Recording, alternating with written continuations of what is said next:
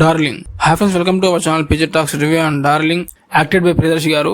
రివ్యూలోకి వెళ్ళిపోయే ముందు చిన్న విషయం ఏంటంటే, కొత్త వాళ్ళు మన ఛానల్ చూస్తుంటే మన ఛానల్ సబ్స్క్రైబ్ చేసుకోండి. అలాగే పక్కనే ఉన్న బెల్ ఐకాన్ ని ఆన్ లో పెట్టుకొని మేము ఫర్దర్ గా ఏదైనా మూవీ రివ్యూస్, మూవీ టాపిక్స్ గురించి వీడియో చేసినప్పుడు మీకు నోటిఫికేషన్ వస్తుంది. ఇక ఏమాత్రం లేట్ చేయకుండా రివ్యూలోకి వెళ్ళిపోయినట్లయితే, మూవీలో ప్లాట్ ఎలా ఉంటుందంటే, హీరోకి చిన్నప్పటి నుంచి ఒక డ్రీమ్ ఉంటుంది. ఆ డ్రీమ్ ఏంటంటే, పెద్దయ్యాక మంచి జాబ్ చేస్తూ మంచి అమ్మాయిని పెళ్లి చేసుకుని హనీమూన్ కి ప్యారిస్కి వెళ్ళాలని.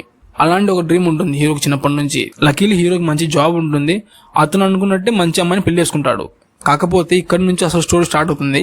తను పెళ్లి చేసుకున్న అమ్మాయికి స్ప్లిట్ పర్సనాలిటీ డిసార్డర్ ఉంటుంది అనమాట. ఆ డిసార్డర్ ఎలా ఉంటుందంటే, ఒక వ్యక్తి తనకు తెలియకుండానే కొంతమంది వ్యక్తుల్లాగా బిహేవ్ చేస్తాడు.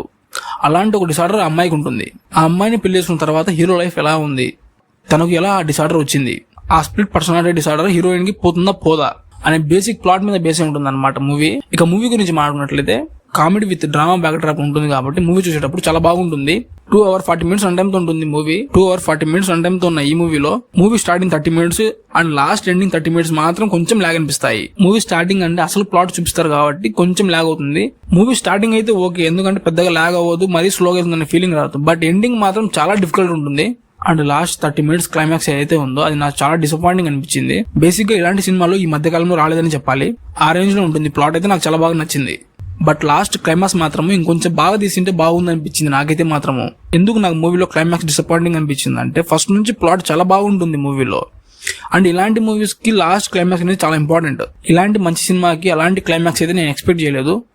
అండ్ మూవీలో కామెడీ కూడా ఉంటుంది.